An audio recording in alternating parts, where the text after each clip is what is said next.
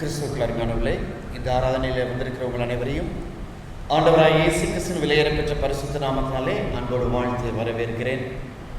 பரிசுத்த அலங்காரத்தோடே கர்த்தரை தொழுது கொள்ளுங்கள் என்ற வேத வசனத்தின்படியாக நம்முடைய சரீரம், ஆவி, ஆத்மா எல்லாவற்றிலும் ஆண்டவரிடத்தில் அன்பு கூர்ந்து தேவனை நாம் ஆராதிக்கும் வண்ணமாக நாம் யாவரும் எழுந்து நின்று ஆண்டவருடைய சமூகத்தை நோக்கி நாம் பார்ப்போம்.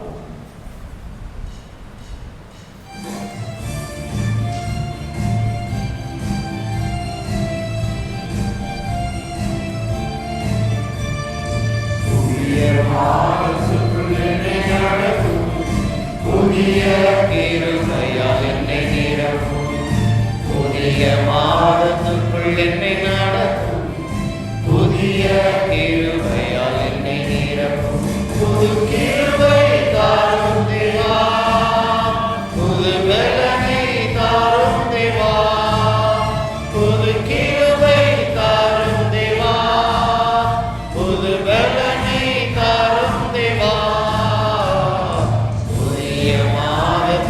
என்னை நடத்தும், புதிய கிருபையால் என்னை நிரப்பும். மகா இரக்கமும் கிருபை நிறைந்த எங்கள் அன்பு தகப்பனே, இந்த அதிகாலை வேளையில் உடைய சமூகத்தில் வந்து நிற்கிற எங்களை இப்படி கருத்தில் ஒப்படைக்கிறோம். அப்பா, இப்படி பிரசன்னத்தினால் எங்களை ஆசீர்வதியும். நாங்கள் கம்பீர சத்தத்தோடு உம்மை ஆராதித்து உடைய நிறைவான ஆசீர்வாதத்தை பெற்றுக்கொள்ள அருள் தாரும். இயேசுவின் நாமத்தில் தாழ்மையோடு கேட்கிறோம் எங்கள் ஜீவனுள்ள பரம பிதாவே, ஆமேன். தேவனுடைய பரிசுத்த நாமத்திற்கு மகிமையாகவும் நம்முடைய திருவிருந்து ஆராதனைக்கு ஆரம்பமாகவும் 14ஆம் பாமாலை கீதம் பாடுவோம். அநாதியான கர்த்தரே, தெய்வீக ஆசனத்திலே வானங்களுக்கு மேலாய் நீர் மகிமையோடு இருக்கிறீர். பாமாலை எண் 14.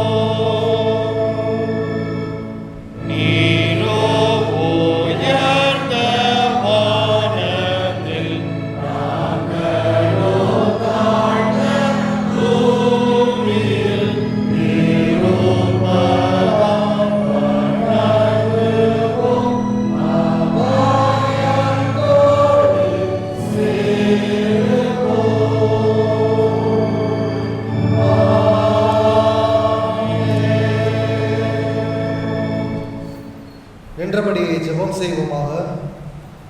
திருவிருந்து ஆராதனை ஆயத்தம். எல்லா இருந்தங்களையும், எல்லா விருப்பங்களையும், எல்லா ரகசியம் அறிந்திருக்கிற சர்வவல்லமையுள்ள கடவுளே, நாங்கள் தேவனிடத்தில் பரிபூரணமாய் அன்பு கூறவும், உமது பரிசுத்த நாமத்தை உத்தமமாய் மகிமைப்படுத்தவும், உமது பரிசுத்தாவின் ஏவுதலால் எங்கள் இருதயத்தின் சிந்தனைகளை சுத்தம் பண்ணியல்ல எங்கள் கர்த்தராகிய கிறிஸ்துவின் மூலமாய் வேண்டிக் கொள்கிறோம். ஆமென். யாவரும் இணைந்து ஏறெடுப்போம். உன்னதத்திலிருந்து தேவனுக்கு மகிமையும், பூமியிலே சமாதானமும், மனிதர்களுக்கு பிரியமுண்டாவதாக. கர்த்தராகிய பரமாத்மனே, பரமராஜாவே, சர்வத்துக்கும் நல்ல பிதாவாகிய உம்மை துதிக்கிறோம், உம்மை புகழுகிறோம், உம்மை வணங்குகிறோம், உம்மை மகிமைப்படுத்துகிறோம். உமது சிறந்த மகிமையை ஸ்தோத்திரம் செய்கிறோம்.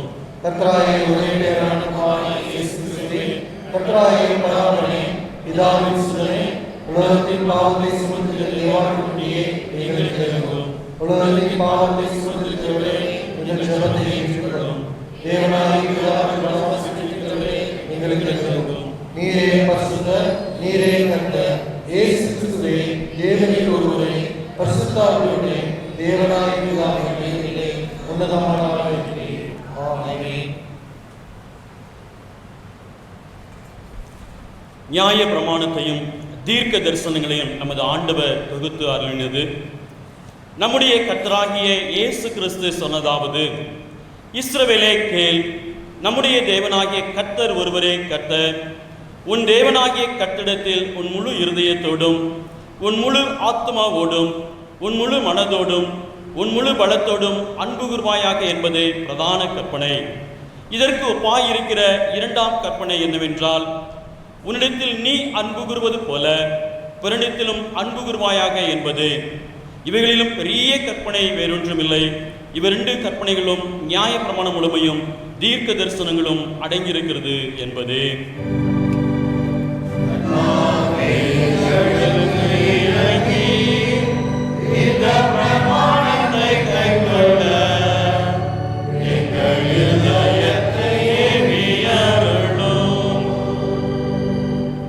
பிரியமானவர்களே, நாம் இப்பொழுது கடவுளுடைய மகா பரிசுத்த வசனத்தை கேட்கவும் ஆண்டவருடைய திரு சரீரத்தையும் இரத்தத்தையும் பெற்றுக்கொள்ளவும் இங்கே கூடி வந்திருக்கிறோம்.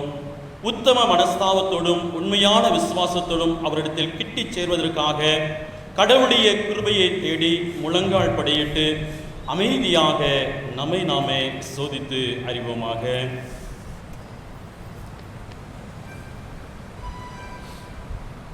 உங்கள் பாவங்களின் நிமித்தம் முழு இருதயத்தோடு உண்மையாய் மனஸ்தாபப்பட்டு பிறரிடத்தில் அன்பும் சிநேகமாயிருந்து இனி கடவுளுடைய கற்பனைகளை கைக்கொண்டு புதிதாக்கப்பட்டவர்களாய் அவருடைய பரிசுத்த மார்க்கத்தில் நடப்போம் என்று தீர்மானித்திருக்கிற நீங்கள் நமது ஆண்டவர் இயேசு கிறிஸ்து மூலமாய் சர்வ வல்லமையுள்ள கடவுளோடு ஒப்புரவாகும்படி மறுபடியும் உங்கள் பாவங்களை மனத்தாழ்மையாய் அறிக்கையிடுங்கள்.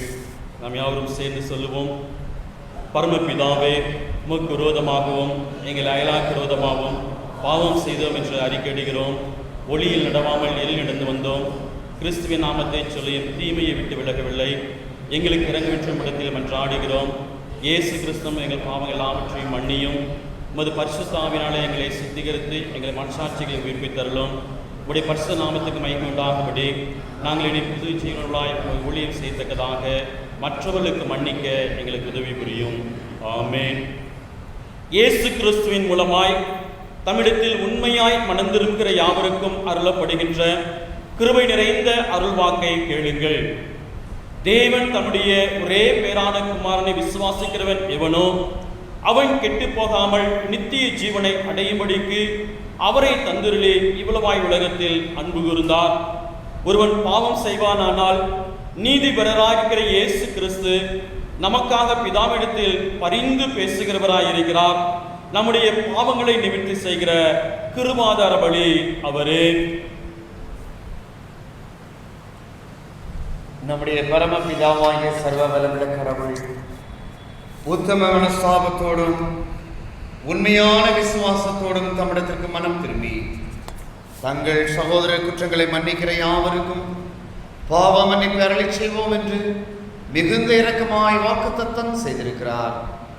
அவர் நம்முடைய ஆண்டவர் இயேசு கிறிஸ்து நிமித்தம் உங்களுக்கு இறங்கி உங்கள் பாவங்கள் எல்லாவற்றையும் மன்னித்து அவைகளில் உங்களை விடுதலையாக்கி சகல நன்மையில் உங்களை உறுதிப்படுத்தி நிலைநிறுத்தி உங்களை நித்திய ஜீவகரையில் சேர்ப்பாராக.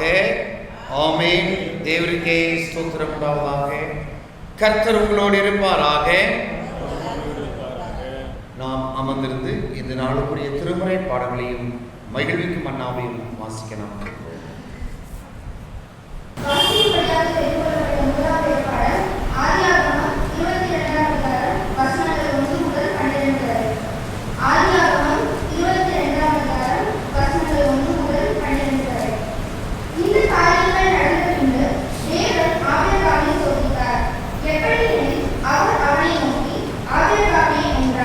அவன் இதோ அடியேன் என்றார். அப்பொழுது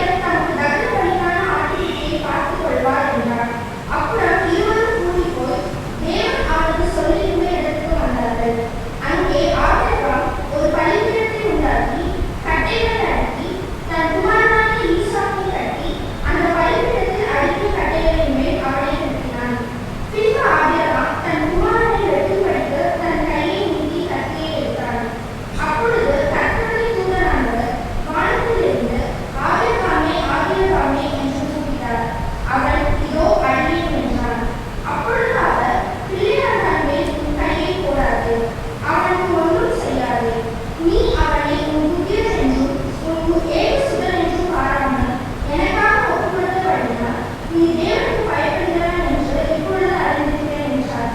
வாசிப்புரையாக தெரிவிக்கப்பட்ட வேதமான கற்று தேவனை மேற்கொண்டார். வாசிப்புரையாக கொடுக்கப்பட்ட இரண்டாவது பாடம் ரோமர் 3ஆம் அதிகாரம் 21 முதல் 26 வசனங்கள். புதிய ஏற்பாடு அக்கறையை அனுஷ்டானம். ரோமர் 3ஆம் அதிகாரம் 21 முதல். இப்படி இருக்க நியாயப்பிரமாணமானது தேவனுக்கு வெளியாக தெரிகிறது. அதை குறித்து நியாயப்பிரமாணமும் தீர்க்கதரிசனமும் சாட்சியிடுகிறது. அது இயேசு கிறிஸ்துவை பற்றி விசுவாசத்தினாலே படித்து தேவனுக்கு விசுவாசத்தை எவர்களுக்கும் எவர்கள் நியமிக்கப்பட்டது வித்தியாசமே இல்லை. எல்லாரும் பாவம் செய்து தேவ மகிமையற்றவர்களாகி இலவசமாய் அவரை கிருபையை நாடி இயேசு கிறிஸ்துவின் மீட்பை கொண்டு நீதிமான்களாக்கப்பட்டார்கள். தேவன் உண்மையாக இருந்த முக்காலத்தில் நடந்த பாவங்களை தாம் ஒப்புக்கொள்வதை குறித்து தம்முடைய நீதியை காண்பித்து கொடுத்தாலும் தாம் நீதியுள்ளவரும் இயேசுவினிடத்தில் விசுவாசமாய் இருக்கிறார்கள் நீதிமானானவர்களும் விளங்கும்படி இக்காலத்திலே தம்முடைய நீதியை காண்பித்து கொடுத்தாலும் கிறிஸ்து இயேசுவுடைய இரத்தத்தை பற்றி விசுவாசத்தினாலே படித்து கிருபாதாரப்படியாக அவரே ஏற்படுத்தினார். வாசிப்புரையாக கொடுக்கப்பட்ட இரண்டாவது பாடம்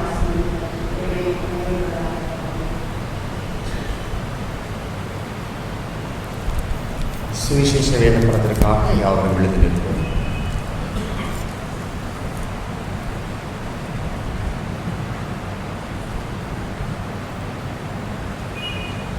வாசிப்புரையாக தெரிவிக்கப்பட்ட சுவிசேஷ வேதபாடம் மத்தேயு 18ஆம் அதிகாரம் வசனங்கள் 23 முதல் 25 முடிய. பக்கம் 27. மத்தேயு 18ஆம் அதிகாரம். எப்படியெனில் பரலோக ராஜ்யம் தன் ஊழியக்காரர்களிடத்தில் கணக்கு பார்க்க வேண்டும் என்ற ஒரு ராஜாவுக்கு ஒப்பாயிருக்கிறது. அவன் கணக்கு பார்க்க தொடங்கிய போது 14,000 தாலந்து கடன்பட்டவன் ஒருவனை அவனுக்கு முன்பாக கொண்டு வந்தார்கள். கடனை தீர்க்க அவனுக்கு நிர்வாகம் இல்லாதபடியால் அவனுடைய ஆண்டவன் அவனையும் அவன் பெஞ்சாத பிள்ளைகளையும் அவனுக்கு உண்டான எல்லாவற்றையும் விட்டு கடனை தீர்க்கும்படி கட்டளையிட்டான். வாசிக்கும்படியாக தெரிந்துகொள்ளப்பட்ட சுவிசேஷ வேதபாடம் வாசிக்கும்படியாக. ஆமென். இன்றைய மகிழ்ச்சிக்கும் மன்னா படைப்பின் வீழ்ச்சி. சீயோனில் இருந்து இஸ்ரவேலுக்கு ரட்சிப்பு வருவதாக தேவன் தம்முடைய ஜனத்தின் சிறையிருப்பை திருப்பும்போது யாக்கோபுக்கு களிப்பும் இஸ்ரவேலுக்கு மகிழ்ச்சியும் உண்டாகும். சங்கீதம் 53:6. நான் சொல்ல சொல்ல மறுபடியும் நீங்கள் அழைத்து கூறுங்கள். சீயோனில் இருந்து இஸ்ரவேலுக்கு ரட்சிப்பு வருவதாக இஸ்ரவேலுக்கு ரட்சிப்பு வருவதாக தேவன் தம்முடைய ஜனத்தின் சிறையிருப்பை திருப்பும்போது திருப்பும்போது யாக்கோபுக்கு களிப்பும் இஸ்ரவேலுக்கு மகிழ்ச்சியும் உண்டாகும். சங்கீதம் 53. நாம் நின்ற வண்ணமாக அகில உலக திருச்சபையோடு இணைந்து நம்முடைய விசுவாசத்தை நிசையா விசுவாச பிரமாணம் மூலமாக அறிக்கை செய்வோம். வானத்தையும் பூமியையும் காணப்படுவதும் காணப்படாதமான எல்லாவற்றையும் படைத்தவராயிருக்கிற சர்வ வல்ல பிதாவாகிய ஒரே தேவனை விசுவாசிக்கிறேன். ஒரே கர்த்தருமாய் தேவனுடைய ஒரே பேரான குமாரனுமாய் இருக்கிற இயேசு விசுவாசிக்கிறேன். அவர் சகல உலகம் உண்டாக்கும் முன்னே தமது பிதாவினால் ஜெனிப்பிக்கப்பட்டவர், தெய்வத்தில் தெய்வமானவர், ஜோதியில் ஜோதியானவர், மேய்த்தவனில் மேய்த்தவனானவர், உண்டாக்கப்படாமல் ஜெனிப்பிக்கப்பட்டவர், பிதாவுடைய ஒரே தன்மையுடையவர், சகலத்தை உண்டாக்கினவர், மனிதராகிய நமக்காகவும் நமக்கு ரட்சிப்பு உண்டாகவும் பரமத்தில் இறங்கி பரிசுத்த ஆவியினாலே கன்னிமரியாளத்தில் அவதரித்து மனிதனானார். நமக்காக பொந்திய பிலாத்தின் காலத்தில் சிலுவையில் அறைந்து பாடுபட்டு அடக்கம் பண்ணப்பட்டார். வேத வாக்கின்படி 3ஆம் நாள் உயிர்த்தெழுந்தார். பரமலத்துக்கு ஏறி பிதாவின் வலது பாசம் விற்றிருக்கிறார். உயிருள்ளோரையும் மரித்தோரையும் நியாயத்திற்க மகிமையே திரும்ப வருவார். அவருடைய ராஜ்யத்திற்கு முடிவில்லை. கர்த்தருமாய் ஜீவனை கொடுக்கிறவருமாய் பிதாவில் குமாரன் என்று புறப்படுகிறவருமாய் பிதாவோடு குமாரனோடு கூட தொழுது சொத்தரிக்கப்படுகிறவருமாய் தீர்க்கதரிசனம் மூலமாய் உரைத்தவராயிருக்கிற பரிசுத்த ஆவியை விசுவாசிக்கிறேன். ஒரே பரிசுத்த பொதுவான அப்போஸ்தலர் திருச்சபை என்று விசுவாசிக்கிறேன். பாவனைவிட்ட ஒரே ஞானஸ்நானத்தை அறிக்கையிடுகிறேன். மரித்தோர் உயிர்த்தலும் மறுமையில் ஜீவனும் விசுவாசிக்கிறேன். ஆமென். சபையார் நாம் அமர்வோம்.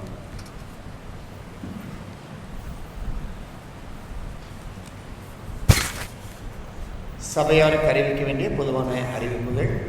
அன்பானவர்களே, இன்றைக்கு இந்த காலை ஆராதனையிலே இதான் முதல் தடவை இந்த ஆராதனையில் பங்கு பெறுகிறவர்கள், இதான் ஃபஸ்ட் டைம் இந்த சர்ச்சில் பங்கு பெறுகிறவர்கள் சொல்கிறவர்கள் யாரேனும் இருந்தால் இருக்கும் இடத்திலே எழுந்து நிற்கும்படி உங்களை அன்போடு கேட்டுக்கிறேன். அப்படியா இருக்கீங்களா? இதான் ஃபஸ்ட் டைம் சர்ச்சுக்கு வந்தவங்க அருமையான ஒரு சகோதரி வந்திருக்கிறாங்க. அவர்களை அன்போடு வாழ்த்தி வரவேற்கிறோம். கர்த்தர் உங்களை ஆசீர்வதிப்பாரா. கரங்களை தட்டி அவர்களை வரவேற்கலாமா? Thank you. God bless you sister. மாலை 5:30 மணிக்கு வாலிபர் கூட்டம் நம்முடைய ஆலயத்தில் நடைபெறும். பெற்றோர்கள் உங்கள் வாலிப பிள்ளைகளை அனுப்பி வைக்கும்படி அன்போடு கேட்டுக்கொள்ளப்படுகிறீர்கள். வாலிபர்கள் தினமும் வேதம் வாசிக்க வேண்டும் என்கிற பழக்கத்தை உற்சாகப்படுத்தும் வண்ணமாக அவர்களுக்கு கடந்த நாட்களிலே தின தியானம் கொடுக்கப்பட்டது. அநேகர் பெயரை கொடுத்திருக்கிறீர்கள். கடந்த நாட்களில் வாங்கின புஸ்தகங்கள் எல்லாம் முடிந்து விட்டது.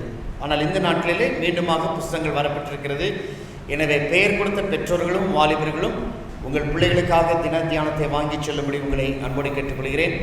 தயவுசெய்து பெற்றோர்கள் உங்கள் பிள்ளைகள் ஒவ்வொரு நாளும் அதை பயன்படுத்துகிறார்களா என்று சொல்லி நீங்கள் அவர்களை உற்சாகப்படுத்தும்படி அன்போடு நான் கேட்டுக்கொள்கிறேன். திருச்சபை எடுக்கிற இந்த சிறந்த முயற்சிக்கு பெற்றோர்களாகிய நீங்கள் ஒத்துழைப்பு கொடுக்க வேண்டும் என்று சொல்லி அன்போடு கேட்டுக்கொள்கிறேன். திங்கட்கிழமை காலை 10 மணிக்கு வழக்கம் போல மிஷனரிக்கான ஜெபம் நம்முடைய ஆலயத்திலே நடைபெறும். செவ்வாய்க்கிழமை காலை 10:30 மணிக்கு பெண்கள் ஐக்கிய சங்கம் நம்முடைய ஆலயத்தில் வைத்து நடைபெறும். செவ்வாய்க்கிழமை மாலை 7 மணிக்கு அர்ப்பின் பண்டிகைக்கான ஆயத்த கூட்டமானதும் ஸ்டால் ஹோல்டர்ஸ் மீட்டிங்கும் நம்முடைய ஆலயத்தில் நடைபெறும். எனவே அர்ப்பின் பண்டிகை சம்பந்தமாக அழைப்பு கொடுக்கப்பட்ட அத்தனை பேரும் நீங்கள் வந்து சேரும்படி உங்களை அன்போடு கேட்டுக்கொள்கிறோம். நம்முடைய அர்ப்பின் ஸ்தோத்திர பண்டிகை காலதாமதமாக நாம் ஆரம்பிக்க வேண்டிய சூழ்நிலைக்குள் நாம் இருந்தோம். ஆனால் சபையாருடைய எல்லா உற்சாகத்திற்காக நான் மனமாற ஒவ்வொரு குழுக்களையும் அன்போடு நான் வாழ்த்துகிறேன். எனவே வருகிற ஞாயிற்றுக்கிழமை 14ஆம் தேதி 2 ஆராதனைகளாக இல்லாமல் ஒரே ஆராதனையாக காலை 9 மணிக்கு ஒரே ஆராதனை காலை 9 மணிக்கு நம்முடைய ஆலயத்திலே அர்ப்பின் ஸ்தோத்திர பண்டிகை ஆராதனை நடைபெறும். இதனுடைய பிரதானமான ஒரு நோக்கம் என்னவென்றால், கடவுள் ஒரு ஆண்டு முழுவதுமாக நம்முடைய கைகளின் பிரயாசத்தை ஆசீர்வதித்து நமக்கு நன்மையும் கிருபையும் அருளி செய்திருக்கிறார் என்பதை நன்றி உள்ள உணர்வோடு கூட ஆண்டவருடைய கரத்திலே நம்மையும் நம்முடைய காணிக்கைகளையும் பொருட்களையும் படைக்கிற ஒரு சிறப்பான நிகழ்ச்சியாகும். எனவே அன்பானவர்களே, உங்கள் இல்லத்திற்கு கவர்கள் கொடுக்கப்பட்டிருக்குது. அந்த கவரிலே வருடந்தோறும் நாம் படைக்கும் வண்ணமாக ஒரு மாதத்திற்கான வருமானத்தின் தசம பாகம் பணியாற்றுகிற சம்பளம் வாங்குகிற ஒவ்வொருவர்களும் தனித்தனியாக அந்த கவரில் வைத்து கடவுள் ஆண்டு முழுவதுமாக நமக்கும் நம்முடைய குடும்பத்தை செய்த நன்மைக்கு நினைத்து ஆண்டவருக்கு நன்றி செலுத்த நீங்கள் உற்சாகமாய் ஆண்டவருடைய சமூகத்திலே கிட்டிச் சேரும்படி உங்களை அன்போடு கேட்டுக்கொள்கிறேன்.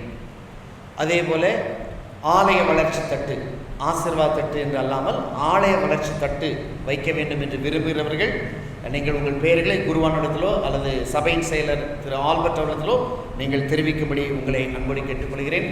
இதுவரைக்கும் 5 குடும்பங்கள் தங்களுடைய பெயர்களை பதிவு செய்திருக்கிறார்கள். அவர்களை அன்போடு வாழ்த்துகிறேன். ஏலமானது சரியாக காலை 11 மணிக்கு ஆலய ஆராதனைக்கு பின்பதாக வழக்கம் போல நம்முடைய கம்யூனிட்டி ஹாலிலே துவங்கும் என்பதையும் தெரிவித்துக் கொள்கிறேன். இந்த அர்ப்பின் பண்டிகைக்காக உற்சாகமாய் செயல்பட்டு கொண்டிருக்கிற ஒரு குறுகிய காலகட்டம் தான், எனினும் உற்சாகமாய் செயல்பட்டு கொண்டிருக்கிற அத்தனை நம்முடைய திருச்சபையின் குழுக்களையும் ஆயராக அன்போடு வாழ்த்துவதிலே மகிழ்ச்சி அடைகிறேன். பிரியாணி டோக்கன், ஒரு பிரியாணி பட்டணத்தின் விலை ரூபாய் 250. 200 ரூபாய் நீங்கள் கொடுக்கவும் 50 ரூபாய் திருச்சபை கொடுக்கவும் ஏற்பாடு செய்யப்பட்டிருக்கிறது. சகோதரர் ராபர்ட் உங்கள் இல்லத்திற்கு வரும்போது அதை பெற்றுக்கொள்ளும்படி உங்களை அன்போடு கேட்டுக்கொள்கிறோம். இன்றைக்கு பெண்கள் ஐக்கிய சங்கத்தின் சார்பாக மீன் குழம்பு நமக்காக தயாரிக்கப்பட்டு வைக்கப்பட்டிருக்கிறது. ஆலய ஆராதனை முடிந்த பின்பதாக நீங்கள் பெற்றுச் சொல்லும்படி உங்களை அன்போடு கேட்டுக்கொள்கிறோம். அவருடைய பணிகளை உற்சாகப்படுத்தும்படியும் உங்களை அன்போடு கேட்டுக்கொள்கிறோம். நம்முடைய ஆலயத்தின் பயன்பாட்டிற்காக ஒரு மின்சார அடுப்பையும் ஒரு பாத்திரம் ஒன்றையும் பெண்கள் ஐக்கியம் சார்பாக நமக்கு கொடுத்திருக்கிறார்கள். பெண்கள் ஐக்கிய சங்கத்தினரை அன்போடு வாழ்த்துகிறேன்.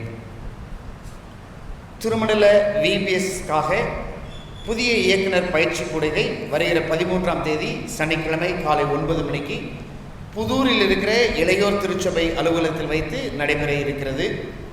பெயர் பதிவு செய்ய விரும்புகிற வாலிபர்கள் தங்கள் பெயரை 9ஆம் தேதிக்குள் நீங்கள் குருவானவரிடத்திலே தெரிவிக்கும்படி உங்களை அன்போடு கேட்டுக்கொள்கிறேன்.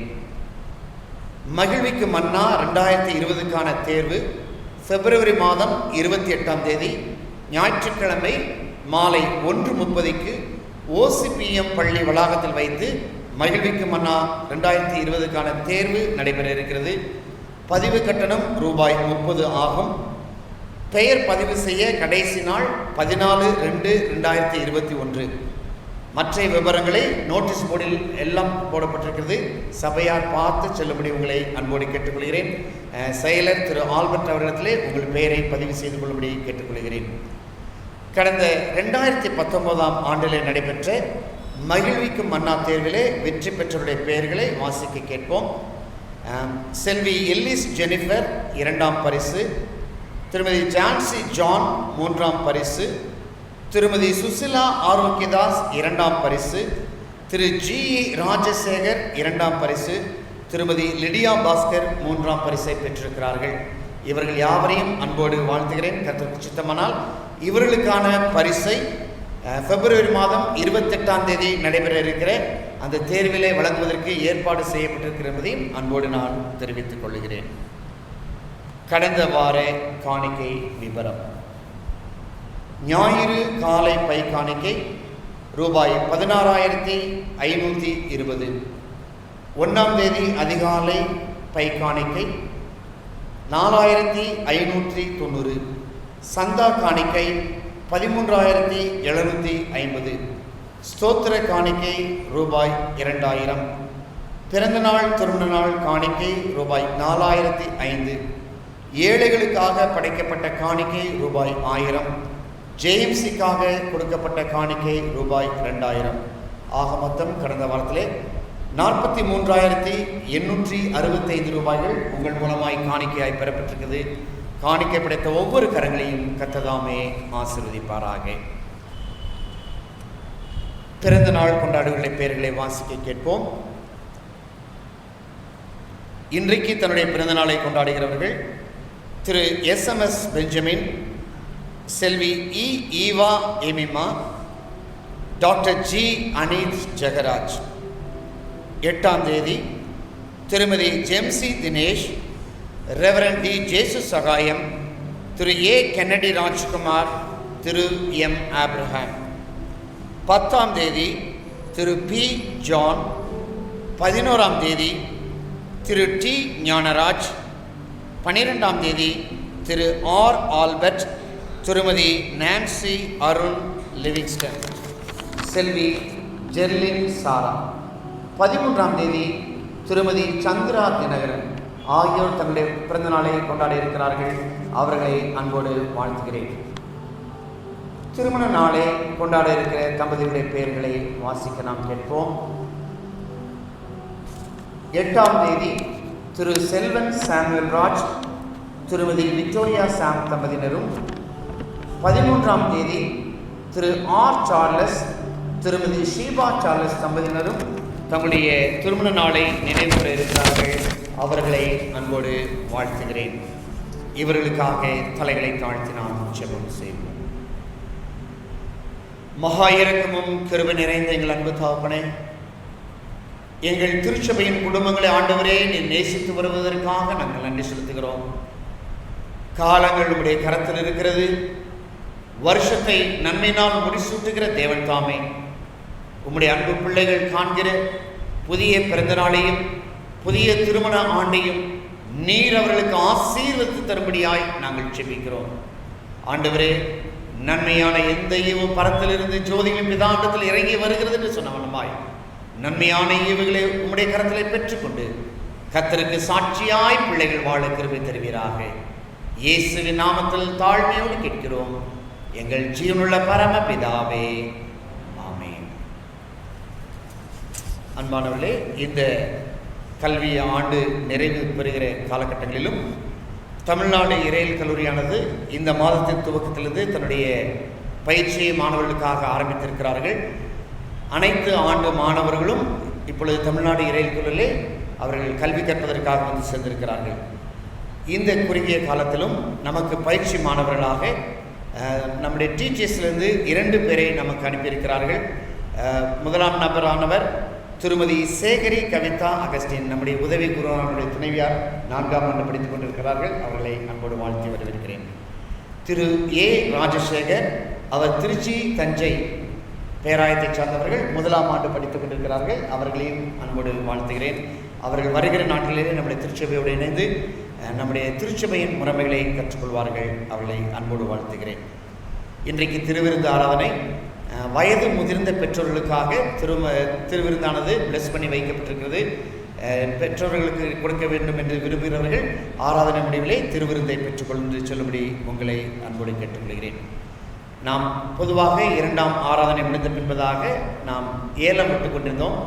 அநேகர் நாங்கள் ஃபஸ்ட் சர்வீஸ்க்கு வருகிறோம், ஏலத்தில் பங்கு பெற முடியவில்லை என்று சொல்லி கேட்டுக்கொண்டதுனாலே இந்த ஆராதனை முடிந்த உடனே நம்முடைய பாடகர் வாலிபர் குழு சார்பாக வைக்கப்பட்டிருக்கிற கம்மலானது ஏலத்திற்கு வரப்படுகிறது.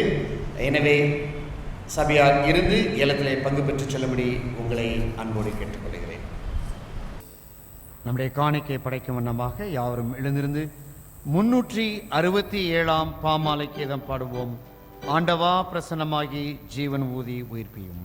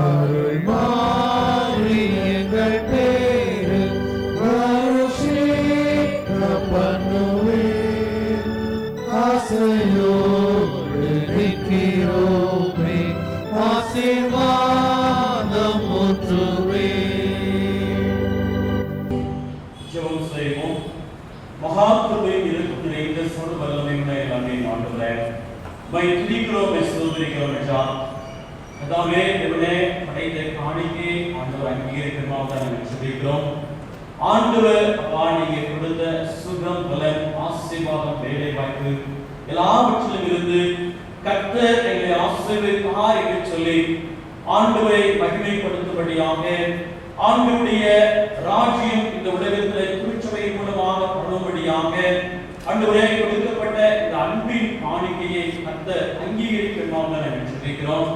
பொறுத்துதலோடு கூட எதிர்பார்ப்போடு கூட மனப்பூர்வமாக படைக்கப்பட்ட இந்த காணிக்கையை கர்த்தர் அங்கீகரித்து ஆண்டவரே ஒவ்வொருவரையும் ஆசீர்வதிக்கவும் இதன் காணிக்கை மூலமாக எங்களுடைய திருச்சபையின் கதாவே ஊழியங்கள் பெருகவும் கர்த்தர் கிருபை அளிக்கணுமாக நாங்கள் சொல்லிக்கிறோம். இப்பொழுதும் உடைய வெள்ளி சத்தத்தை நாங்கள் கேட்பதற்காக காத்திருக்கிறோம். கர்த்தர் எங்களோடு கூட பேசும். எங்கள் ஒவ்வொருவருக்கும் தேவையான மன்னாவினாலே நீர்தாமே எங்களை போஷித்து ஆவிக்குரிய பலத்தோடு கூட எங்கள் கடந்து செல்ல ஆண்டவர் கிருபை அளிக்க வேண்டுமாய் எல்லாம் இயேசு கிறிஸ்துவின் ஜெபிக்கிறோம் நல்ல பிதாவே. ஆமென். கிறிஸ்துவுக்குள் அன்புக்குரியவர்களே, நாம் இந்த பரிசுத்த ஆராதனையிலே நம்முடைய வார்த்தையை மத்தியிலே பகிர்ந்து கொள்வதற்கு அடியேன் கிடைத்த இந்த வாய்ப்பை எண்ணி முதலாவது உள்ளத்தின் ஆழத்திலிருந்து ஆண்டவரை நன்றியோடு கூட நான் துதிக்கின்றேன். ஆண்டவரை நான் ஸ்தோத்திரிக்கிறேன். எங்களை போன்ற இளம் ஆயர்களை அதிகமாக நேசித்து ஆலோசனை கொடுத்து இப்படிப்பட்ட ஒரு வாய்ப்புகளை எல்லாம் எங்களுக்கு கொடுத்து எங்களை உற்சாகப்படுத்துகின்றேன். இந்த திருச்சபையின் அருமையான ஆயர் ஐயா அவர்களுக்கும் அம்மா அவர்களுக்கும் நாங்கள் நன்றியை நாங்கள் தெரிவித்துக் கொள்கின்றோம். இந்த திருச்சபையின் உதவி ஆயர், பயிற்சி ஆயர்கள், திருச்சபையினுடைய செயலர், பொருளாளர், நிர்வாக குழு உறுப்பினர்கள் அத்தனை பேருக்கும் நாங்கள் நன்றியை தெரிவித்துக் கொள்கின்றோம். அது மாத்திரமில்லை, இந்த ஆறுதலை புதுப்பித்திருக்கின்றேன். விசுவாச கூட்டத்தாராகிய யாவருக்கும் என்னுடைய நன்றியையும் வாழ்த்துதலையும் நாங்கள் தெரிவித்துக் கொள்கின்றோம். அன்புக்குரியவர்களே, இந்த கொடுக்கப்பட்ட நேரத்திற்குள்ளாக இந்த நாளுக்குரிய சத்தியத்தை நாம் உங்களோடு கூட பகிர்ந்து நான் நிறைவு செய்ய நான் விரும்புகின்றேன். இந்த வாய்ப்பை எனக்கு கொடுத்த பொழுது அருமையான ஐயாவிடத்தை நான் கேட்ட ஒரு காரியம், இந்த ஆண்டிற்குரிய வாக்குத்தத்த வசனத்தை குறித்து நான் ஆழமாக சிந்திக்க விரும்புகிறேன். அவங்க எனக்கு அனுமதி கொடுங்கள் என்று சொல்லி ஐயாவிடத்தில் நான் கேட்டேன். அவர் அன்போடு ஏற்றுக்கொண்டு இந்த வாய்ப்பை எனக்கு கொடுத்தார்கள். ஆகவே இந்த ஆண்டினுடைய நம்முடைய மதுரை பெருமை திருமன்றத்தில் மகாகண பேராயர் ஐயாவர்கள் மூலமாக இந்த ஆண்டு முழுவதும் நம்முடைய சிந்தனைக்காக கொடுக்கப்பட்ட வாக்குத்தத்த வசனம் நமக்கு தெரியும். என்ன வசனம்? லூக்கா 24ஆம் அதிகாரம் 48ஆம் வசனம். நீங்கள் இவைகளுக்கு சாட்சிகளாய் இருக்கிறீர்கள். You are witnesses of for these things. நீங்கள் இவைகளுக்கு சாட்சிகளாய் இருக்கிறீர்கள் என்று இந்த சாட்சியின் ஆண்டிலே இந்த வார்த்தை நமக்கு கொடுக்கப்பட்டிருக்கிறது.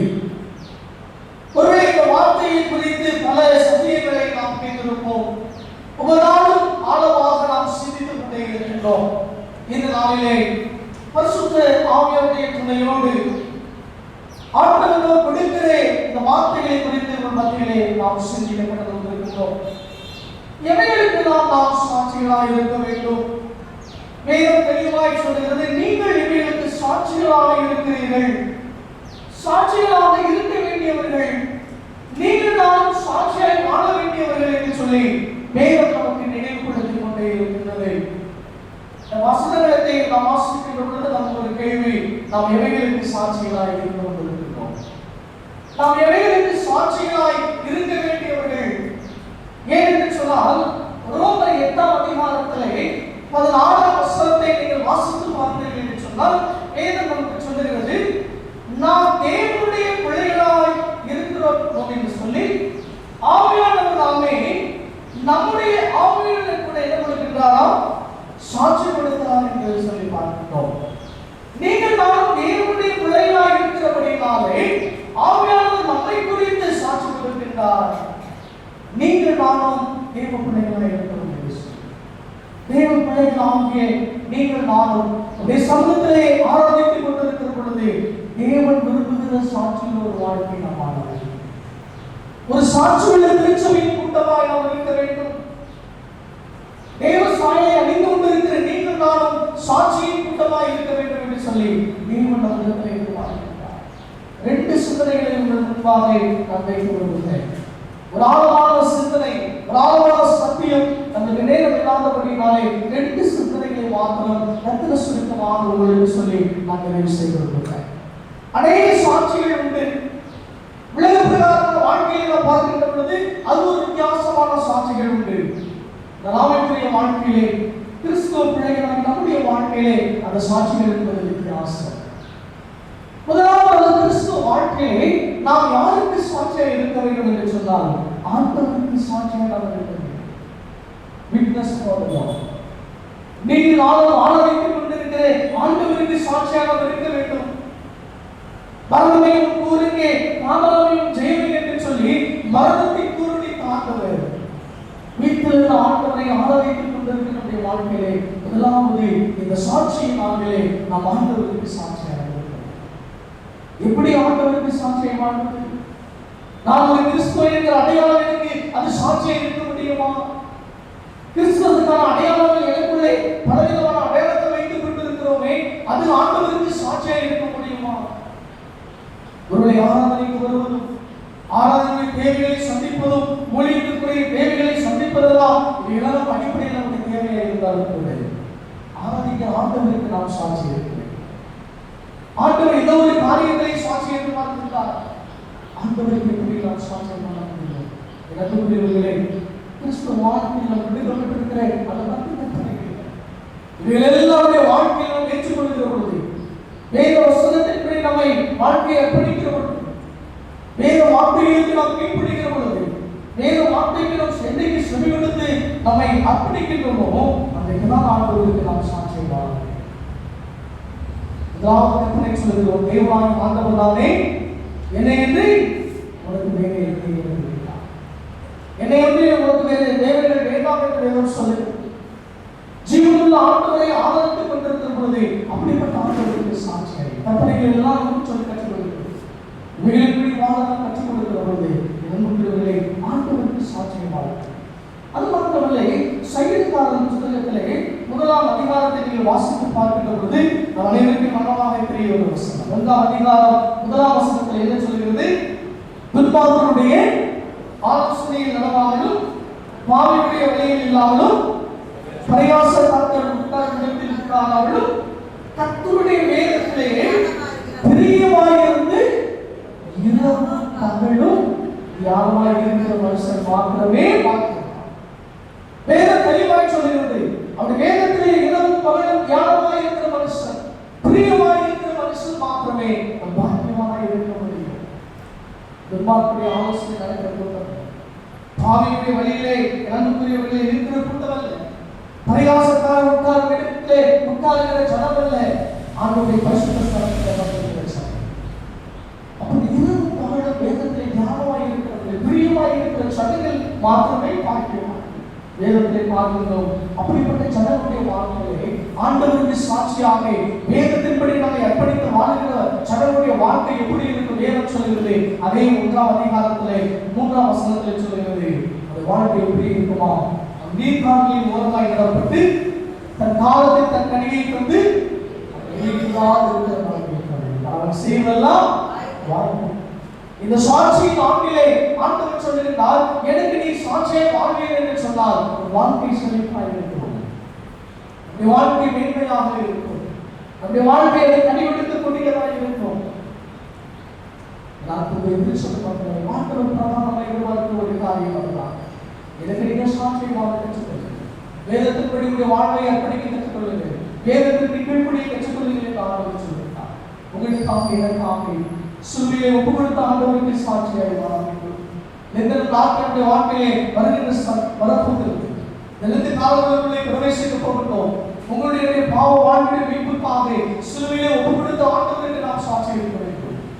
அப்படிப்பட்ட எதிர்பார்ப்பை நண்பர்கள் சாட்சி வாழ்க்கையை தேவன் நமக்கு எதிர்பார்க்கிறார். தானியேலின் புஸ்தகத்தை உதாரணமாக நான் உங்களுக்கு சொல்லி நான் விரும்புகிறேன். தானியேலின் வாழ்க்கை வருகிறது. தானியேலின் புஸ்தகத்திலே 1ஆம் அதிகாரம் நண்பர்களே அங்கே 8ஆம் வசனத்தை நாம் வாசித்து பார்க்கிறது. தானியேலும் அவருடைய நண்பர்கள் ஒரு தீர்மானம் எடுக்கிறார்கள். என்ன தீர்மானம் எடுக்கிறார்கள்? ராஜாவின் போஜனத்திலும் அவர் பாடுபடும் திராட்சரசத்திலும் தன்னை தீட்டுப்படுத்தலாகாது என்று சொல்லி தன் இருதயத்தில் என்ன செய்து கொண்டிருந்தார்களோ தீர்மானம் பண்ணின ஒரு மனுஷன். என்ன தீர்மானம்? ராஜா அருந்துகிற இந்த உணவை அருந்துகிற பொழுது அது என்ன செய்து விடக்கூடாதா? அவர்களை தீட்டுப்படுத்தி விடக்கூடாது, மிகுந்த எச்சரிக்கையோடு அவர்கள் இருந்தார். ராஜா அருந்துகிற இந்த உணவுகள் இந்த திராட்சரசமானதை தீட்டுப்படுத்தி விடக்கூடாது. காரணம் ஆண்டவருக்கு சாட்சியை வாழ்கிறது. கர்த்தருக்கு பயப்படுகிற ஒரு மனுஷன். ஆகவே நான் அப்படிப்பட்ட ஒரு தீர்மானத்தை அவர்கள் எடுத்து அங்கே ராஜா கொடுக்கக்கூடிய அந்த உணவை அவர்கள் சாப்பிடாமல் மாறாக தானியேலுடைய நண்பர்கள் என்ன உணவு சாப்பிட்டாங்க வேதம் சொல்கிறது. தானியேல் புஸ்தகம் 1ஆம் அதிகாரம் 12ஆம் வசனத்தை தெளிவாயிற்று. அவர்கள் சாப்பிட்ட உணவை அங்கே புசிப்பதற்கு அவர்கள் பருப்பும் முதலான மரக்கறிகளையும் குடிக்க தண்ணீரையும் மாற்றம் வைத்தார். ஆனால் மற்ற வாழைகளை குறித்து சொல்கிறது, அவர் ராஜா என்ன சாப்பிட்டாரோ அதையே சாப்பிட்டார். எனக்குள்ளே எந்த தீர்மானமாக இருந்தார்கள். அப்படி தீர்மானமாக இருந்தபடினாலே ஆண்டவருக்கு நாங்கள் சாட்சியாக இருக்க வேண்டும், தேவ பிள்ளைகளாய் எப்பொழுதுமே நாங்கள் வாழ வேண்டும் என்று சொல்லி தேவனுக்கு பிரியமாய் இருக்க வேண்டும் என்று சொல்லி அவர்கள் தீர்மானம் எடுத்தபடினாலே ஆண்டவர் கொடுத்த ஆசீர்வாதம் அன்புக்குள்ளே 15ஆம் வசனத்தில் சொல்லப்பட்டது. யாராவது ஒரு வாசிக்கிறீங்களா? நாளை 1ஆம் அதிகாரம் 7ஆம் வசனம். இந்த 4 வாலிபருக்கும் தேவன் சகல எழுத்திலும் ஞானத்திலும் அறிவையும் சாமர்த்தியத்தையும் கொடுத்தார். தானியேலை சகல தரிசனங்களையும் சொப்பனங்களையும் அறியத்தக்க அறிவுள்ள ஒரு மனுஷனாகிறார். இவர் விசேஷ கிருபை அங்கே தானியேலுக்கும் தானியேலுடைய நண்பருக்கும் ஆண்டவர். காரணம் அவர்கள் செய்த ஒரு காரியம், ராஜனுடைய அந்த உணவுகளை என்ன செய்து விடக்கூடாது, அதை பரிசுத்தமாய் காத்துக்கொள்ள வேண்டும் என்று அவர்கள் தீர்மானம் எடுத்தார்கள். காரணம் தேவனுக்கு சாட்சியாக ஆண்டவருக்கு சாட்சியுள்ள ஜனமாய் இருந்தபடினாலே தேவன் ஒரு விசேஷ கிருபையை அவர்கள் கொடுத்தார் என்று சொல்லி நாம் பார்க்கிறோம். இந்த அதிகாரத்தை ஒரு ஆழமான ஒரு சக்தி. இந்த தானியேலும் நண்பர்களும் அவரால் ஆண்டவருக்கு விரோதமாய் சாட்சியாக இருந்தார் என்று சொல்லி நாம் சிந்தித்துக் கொண்டே போகலாம். மாத்திரம் அதே 8ஆம் அதிகாரத்தில் 1ஆம் வசனத்தை பார்ப்பீர்கள் சொன்னால் அங்கே நேபுகாத்நேச்சார் ஒரு சொப்பனங்களை காண்கிறார். அந்த சொப்பனத்தை காண்கிற பொழுது அவருடைய ஆவி கலங்கி அவருடைய நித்திரை என்ன செய்வதால் அது கலங்கி போட்டது. அப்படிப்பட்ட சூழ்நிலை அங்கே அழைக்கிறார். இதை சொப்பனங்களுக்கு நீங்கள் பதில் கொடுக்க வேண்டும். அந்த பதிலை கொடுத்தா என்ன கொடுப்பேன், அந்த பதிலை சொல்ல அப்படின்னு சொன்னா என்ன நடக்கும் சொல்லி அதை வாசித்து பாருங்கள். அப்படிப்பட்ட நேரத்தில் ராஜாவுடைய சொப்பனங்களுக்கு பதில் கொடுத்தது யார்? விசேஷ கிருபை கொடுத்த தானியேல் மாத்திரமே. தானியேல் அங்கே அப்படிப்பட்ட ராஜாவுடைய சொப்பனங்களுக்கு அங்கே பதில் கொடுப்பதை நாம் பார்க்கிறோம். ஆண்டவருக்கு சாட்சியம் வாழ்ந்தவர்களாலே அப்படிப்பட்ட கிருபையை தேவனாக இருக்கிறார். கொடுத்த பொழுது 2ஆம் அதிகாரம் 46-47 வசனங்களை வாசித்து பாருங்கள். அங்கே நேபுகாத்நேச்சார் முகக்குப்புறம் விழுந்து தானியேலை வணங்குகிறார். தானியேலை மேன்மைப்படுத்துகிறார். அவன் கேட்ட எல்லா சகலத்தையும் கொடுக்கின்றார். அது மாத்திரமல்ல, தானியேல் என்ன சொல்கிறார்? 47ஆம் வசனத்தில் மெய்யாய் உங்கள் தேவன் தேவனுக்கு தேவனும் ராஜாக்கள் ஆண்டவரும் மறைபொருளை வெளிப்படுத்துகிறவருமாய் இருக்கிறார் என்று சொல்லி அங்கே ராஜா அறிவித்துக் கொண்டிருக்கிறார்.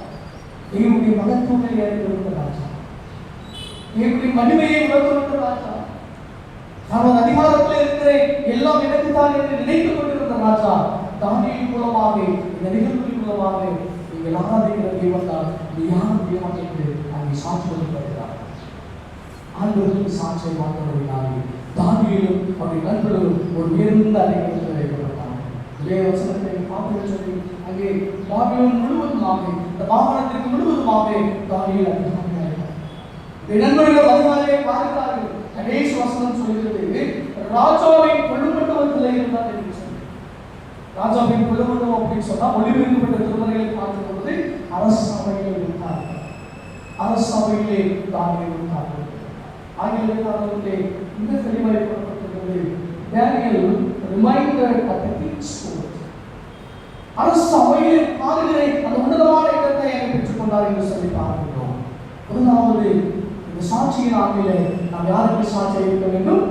ஆண்டவருக்கு சாட்சி. தானியேலை போல, இந்த நண்பர்களை போல நாம் நம்முடைய பிள்ளைகளும் நம்முடைய திருச்சபையும் ஆண்டவருக்கு சாட்சியாக இருக்கிறோம் என்று சொன்னால் தானியேலுக்கு கிடைத்த அந்த விசேஷ கிருபை, அப்படி நண்பர்களுக்கு கிடைத்த அந்த விசேஷ கிருபை போல நாமும் நம்முடைய பிள்ளைகளும் பெற்றுக்கொள்கிறோம். நான் ஒரு காரியத்தை சொல்லி நான் நிறைவு செய்திருக்கிறேன். ஆண்டவருக்கு மாத்திரம் சாட்சி இல்லை, ஆலயத்திற்கு நாம் சாட்சியாக இருக்க வேண்டும். விட்னஸ் இன் தி சர்ச்.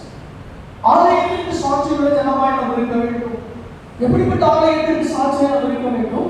அப்போஸ்தலனாகிய பவுல் மிக தெளிவாய் சொல்கிறார். கொரிந்தியர் 1ஆம் நிருபத்திலே 3ஆம் அதிகாரம் 16ஆம் வசனத்திலே சொல்கிறார், எந்த ஆலயத்திற்கு சாட்சியாக நாம் இருக்க வேண்டும், எப்படிப்பட்ட ஆலயத்திற்கு சாட்சியாக இருக்க வேண்டும் என்று சொல்லி இந்த வசனத்தை வாசிக்க 1:16 வசனம்.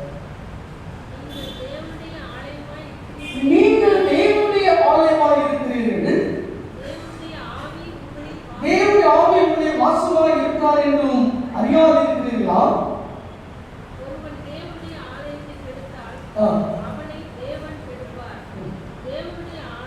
தேவனுடைய ஆலயம் பரிசுத்தமாய் இருக்கிறது, நீங்களே சாட்சியின் ஆவிலே சரீரமாகிய ஆலயத்திற்கு நாம் சாட்சிகளாக இருக்க வேண்டும். ஆலயமாகிய சரீரத்திலே சாட்சியை நாம் பிடித்து வைக்க வேண்டும் என்று சொல்லி ஆண்டவர் சொல்லுகிறார். நம்முடைய சரீரம் ஆலயத்திற்கு எல்லாம் சொல்லப்பட்டிருக்கிறது. இந்த ஆலயத்தை எவ்வளவு பரிசுத்தமாக வைத்திருக்கிறோம், எவ்வளவு அலங்காரங்களோடு வைத்திருக்கிறோமே, அதே போல ஆலயமாகிய இந்த சரீரம் எப்படி இருக்க வேண்டுமா? அது பரிசுத்தமாக இருக்க வேண்டும். இந்த ஆலயம் சாட்சிகளா இருக்க வேண்டும். ஒரு பலனுள்ள ஆலயமாக இருக்க வேண்டும். ஒரு ஆழமான சத்தியம்.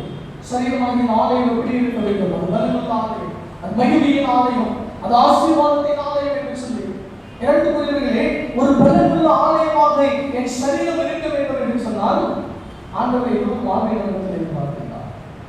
இந்த ஆலயம் மாம்சத்துக்குரிய வாழ்வை ஒரு நாள் கொண்டிருக்கிறார். அதைத்தான் அப்போஸ்தலர் பவுல் கலாத்தியர் நிருபத்திலே மிக தெளிவாய் சொல்கிறார். கலாத்தியர் நிருபம் 5ஆம் அதிகாரத்தை உங்களுக்கு நேரம் இருக்கிற பொழுது நீங்கள் வீட்டில் போய் வாசித்து பாருங்க. அங்கே 2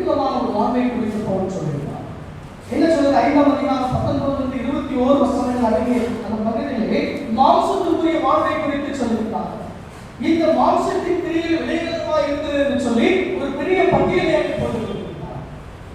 இந்த மாம்சத்துக்குரிய வாதெல்லாம் நீங்கள் நானும் கடைபிடித்தோம் என்று சொன்னால் என்ன நடக்கும் சொல்றாரு? தேவனுடைய ராஜ்யத்திற்குள்ளே நீங்களால் என்ன செய்ய முடியாதா? நாம் சுதந்திரிக்க முடியாது.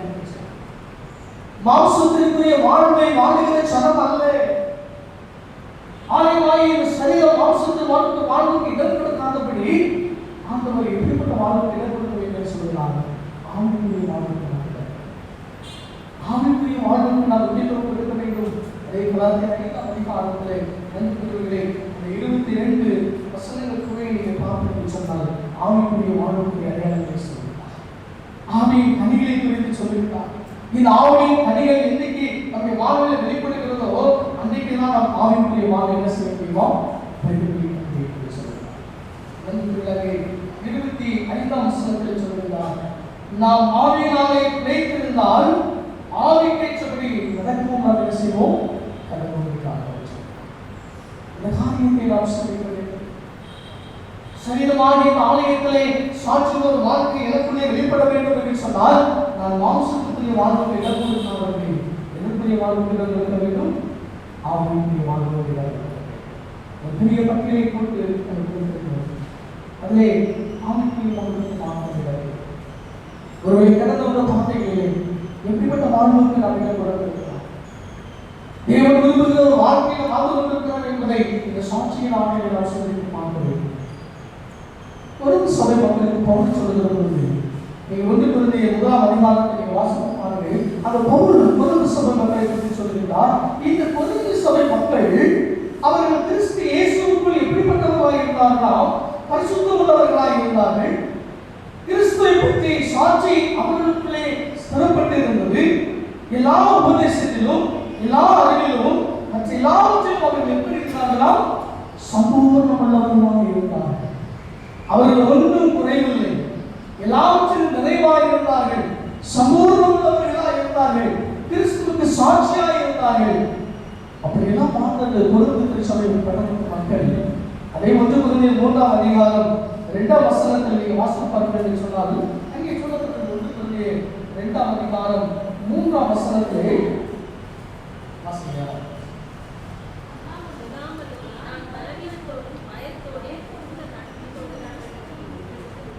1 கொரிந்தியர் 3ஆம் அதிகாரம் 2ஆம் வசனம் அங்கே சொல்லுகிறார், நீங்கள் மாம்சத்திற்குரியவர்களாய் இருக்கிறபடியால் இப்பொழுது உங்களுக்கு என்ன இல்லை சொல்றாரு? பலம் இல்லை என்று சொல்றாரு. நீங்கள் பலவீனப்பட்டு இருக்கிறீர்கள். 1ஆம் அதிகாரத்தில் சொல்றாரு, நீங்கள் பலமுள்ளவர்களாய் இருக்கிறீர்கள், எல்லாவற்றிலும் சம்பூர்ணமுள்ளவர்களாய் இருக்கிறீர்கள், கிறிஸ்துவுக்கு பரிசுத்தமுள்ளவர்களாக இருக்கிறீர்கள், சாட்சியுள்ளவர்களாக இருக்கிறீர்கள். அப்படி சொன்ன பவுல் அந்த சபை மக்களை பார்த்து சொல்றாரு, இப்பொழுது உங்களிடத்திலே பலம் இல்லை, நீங்கள் பலவீனப்பட்டு போய்விட்டீர்கள், உங்களிடத்தில் அநேக குறைகள் உண்டு. காரணம் என்ன? மாம்சத்திற்குரிய வாழ்க்கையை அவர்கள் வாழ்ந்தார்கள். என் அன்புக்குரிய திருச்சபை மக்களே, அப்படிப்பட்ட ஒரு வாழ்க்கை வாழாதவர்களுக்கு நீங்களே ஆலயமாக இருக்கிறீர்கள், நீங்களே பரிசுத்த ஜனங்களாக இருக்கிறீர்கள். ஆலயம் பரிசுத்தம் உள்ளதாக, இந்த ஆலயம் சாட்சி கொடுக்கக்கூடியதாக இருக்க வேண்டும் என்று சொல்லி ஆண்டவர் மன்றத்தில் எதிர்பார்க்கிறார். 2 சாட்சி உள்ள வாழ்க்கை நாம் சிந்திக்கிறோம்.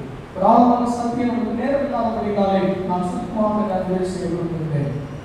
ஆண்டவருக்கு முதலாவது நாம் சாட்சி இருக்க வேண்டும். 2வது ஆலயத்திற்கு சாட்சி. எந்த ஆலயத்திற்கு? சரீரமாக ஆலயம். தேவன் வாசம் பண்ணுகிற இந்த ஆலயத்திலே, தேவனை ஏற்றுக்கொண்டிருக்கிற இந்த ஆலயத்திலே, தேவ சாயலை சுமந்து கொண்டிருக்கிற சரீரமாகிய இந்த ஆலயத்தின் மூலமாக நம்முடைய சாட்சியோட வாழ்க்கை வெளிப்பட வேண்டும். அப்படிப்பட்ட வாழ்க்கை தேவன் நம்மிடத்தில் எதிர்பார்க்கிறார். தேவ சிந்தை நமக்குள்ளே இருக்கிற பொழுது தேவன் வாழ்கின்ற, தேவன் விரும்புகிற வாழ்க்கை சாட்சியோட வாழ்க்கை நாம் வாழ வேண்டும். 2 காரியத்தை தொடர்ந்து யோசித்துக் கொண்டிருக்கிறீர்கள். நீங்கள் இவர்களுக்கு சாட்சிகளாக இருக்கிறீர்கள். இந்த சாட்சி நாளிலே இந்த வாக்குத்தத்த வசனத்தின் கூடாக இந்த நாட்களில் இந்த வாரத்திலே கடவுள் 2 காரியங்களை நாம் கற்றுக் கொடுத்திருக்கிறார். முதலாவது யாருக்கு சாட்சி இருக்க வேண்டும்? ஆண்டவருக்கு சாட்சி. தானியேலை போல, நண்பர்களை போல நாம் நம்முடைய திருச்சபையினுடைய பிள்ளைகளும் ஆண்டவருக்கு சாட்சியாக என்று சொன்னால் தானியேல் நண்பர்களை பெற்றுக்கொண்ட ஆசீர்வாதத்தை செய்ய வேண்டும். 2வதாக ஆலயத்திற்கு நாம் சாட்சி இருக்கிறோம். திருச்சபைக்கு நாம் அநேக சாட்சிகள் காரியத்தில் இருக்கிறோம். வருகிற வாரத்திலே அர்ப்பண ஸ்தோத்திரம் பண்டிகை நமக்கு இருக்கிறது.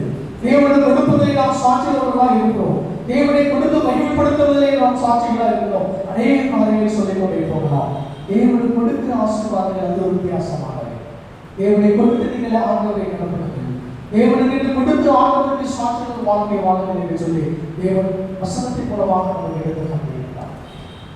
ஆலயத்திற்கு சாட்சியாக இருப்போம். அப்படி சாட்சி இருக்கிறது தேவதாவை நாங்களே நமக்கும் நம்முடைய திருச்சபைக்கு நம்முடைய குடும்பங்களுக்கும் ஆண்டவர் கொடுக்க தீர்மானித்திருக்கிற ஆசீர்வாதங்கள் வருகிறது. அப்படிப்பட்ட ஆசீர்வாதங்களை முத்ததாமே இந்த வசனத்திற்குள்ளாமே நம்முடைய ஆவிக்குரிய வாழ்க்கையிலே நம்முடைய கிறிஸ்தவ வாழ்க்கையிலே கடந்த பரிபூர்ணமாய் கொடுத்து நம்மை வந்திருக்கிற தலைகளை பார்த்து நாம் சொல்லுவோம். சகல நன்மைகளுக்கும் ஆசீர்வாதங்களுக்கும் ஊற்றுவதற்காக ஆண்டவரே, இந்த பரிசுத்த நாளிலே நவ நிகழ்ச்சி நாளிலே நீங்கள் எங்களுக்கு சாட்சியாக இருக்கிற வேத வசனத்தின் மூலமாக இரண்டு சிந்தனைகளை எங்கள் மத்தியிலே ஆண்டவரை கொடுத்திருக்கிறீர்கள் என்று நன்றி சொல்கிறோம். ஜீவனுள்ள ஆண்டவருக்கு நாங்கள் சாட்சிகளாய் வாழ வேண்டும். சரீரமாகி இந்த ஆலயத்திற்கு நாங்கள் சாட்சிகளோடு இருக்க வேண்டும் என்று சொல்லி கற்றுக் கொடுத்திருக்கிறீர்கள். இந்த சாட்சிகள் வாழ்க்கையை நாங்கள் பிரதிபலித்து கர்த்தராகிய நீரை ஆயத்தப்படுத்த என்று சொல்கிறோம். இந்த வார்த்தைகளோடு கேட்கிறோம். இதை நாம் மாத்திரமே துதிகளை மகிமை எல்லாவற்றும் நோக்கி செல்கிறோம். அதற்கு சில இயேசுவின் மூலம் ஜெபிக்கிறோம். எங்கள் ஜீவன் நல்ல பிதாவே. ஜெபம் செய்வோம். எங்கள் இயேசுக்குள் இருக்கும் அன்பு தகப்பனே, இந்த புதிய மாதம் முதல் ஞாயிறு ஆராதனைக்காக நாங்கள் நேசிக்கிறோம். மனமகிழ்ச்சியோடு இதில் நாங்கள் பங்கு பெறுவோம். தேவனுடைய திருப்பதியிலே நாங்கள் பயபக்தியோடு பங்கு பெறுவோம். நீர் எங்களுக்கு கொடுத்திருக்கிற இந்த ஆராதனைக்காக நாங்கள் நன்றி செலுத்துகிறோம். ஆண்டவரே, இந்த ஆண்டிலே நீர் எங்களுக்கு கொடுத்த வார்த்தையின்படியாக நாங்கள் கர்த்தருக்கு சாட்சி உள்ள பிள்ளைகளாய் ஜீவிக்கிறதுக்காக ஆவியானவர் தாமே நாம் தேவனுடைய பிள்ளைகளாய் இருக்கிறோம் என்பதற்கு சாட்சியாய் இருப்பது போல அடுவரை நாங்களுடைய பிள்ளைகளாய் கடைசி வரைக்கும் வாழ்கிற கிருபையை தருகிறார்கள். தானியேலுடைய தீர்மானமும் அவருடைய நண்பருடைய தீர்மானமும் தேவனுக்கு சாட்சியாக இருந்து அவருடைய வாழ்விலே ஆசீர்வாதத்தை பெற்றுக் கொண்டதை சொல்லி நாங்கள் பார்க்கிறோம். அதே போல ஆண்டவரே, நாங்களே அந்த ஆலயமாய் இருக்கிறோம். இந்த கையால் கட்டப்பட்ட ஆலயத்தை எவ்வளவு நேசிக்கிறோமோ அதை காட்டிலும் நீர் உண்டுபடி கொடுத்த ஆலயமாய் எங்கள் சரீரத்தின் மூலமாய் நாங்கள் ஒரு சாட்சியாய் ஜீவிக்க எங்களுக்கு கிருபை தருகிறார்கள். அன்பு தகப்பனே, இந்த நாளிலும் அப்பா பொதுவெளியில ஒவ்வொரு பிள்ளைகளையும் நீர் ஆசீர்வதியும். ஒவ்வொரு குடும்பங்களுடைய வாழ்வையும் தேவையுடைய கரத்திலேயே நாங்கள் ஒப்பு கொடுத்து நாங்கள் ஜெபிக்கிறோம். கண்ணீரோடு உடைய நோக்கி பார்க்கிற பிள்ளைகளுடைய வாழ்க்கையை ஆறுதலையும் தேர்தலையும் சமாதானத்தை தருபடியாய் நாங்கள் ஜெபிக்கிறோம். நீங்கள் காற்றையும் காண மாட்டீர்கள், மழையும் காண மாட்டீர்கள், ஆனால் பழமெல்லாம் தண்ணீர்னால் நிரம்பும் என்று சொன்னது போல சூழ்நிலைகள் சாதகமற்ற வேளையிலும் கூடப்பா எங்களுக்காக நன்மையானவைகளை கடத்திலிருந்து தருகிற தேவனுடைய கடத்தில் இருந்து உம்மை நோக்கி பார்க்கிற ஒவ்வொரு குடும்பமும் பெற்றுக் கொள்ளத்தக்கதாக ஆவியானவர் உதவி செய்யும்படியாய் நாங்கள் ஜெபிக்கிறோம்.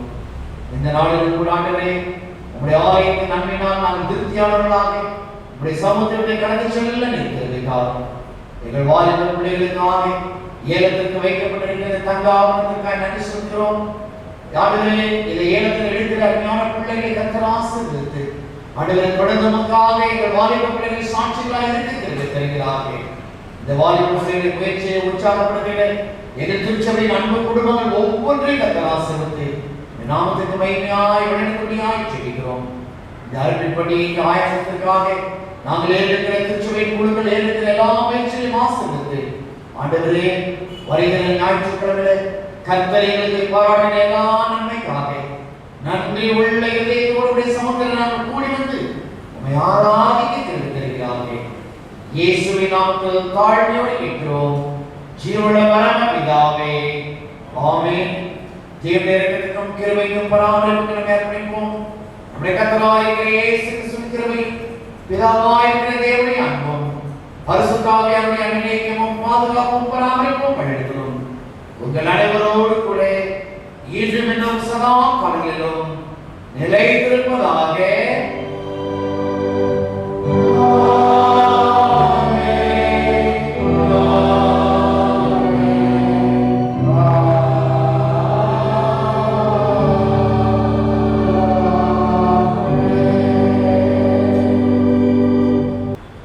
நாம் யாவது எழுந்து நின்று நிறைவு பாடலாக பாமாலை 194 தூய பக்தி சேர்ந்த கைகள் என்ற பாடலை நாம்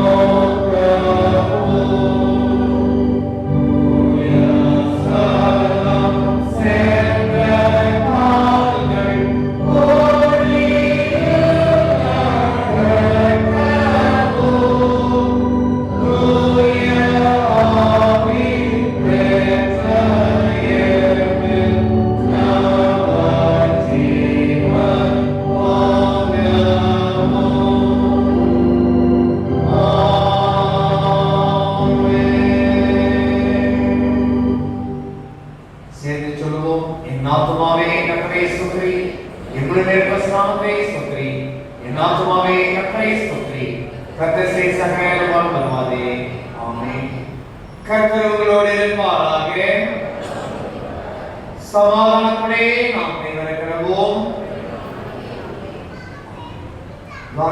கர்த்தருடைய ஆசீர்வாதம்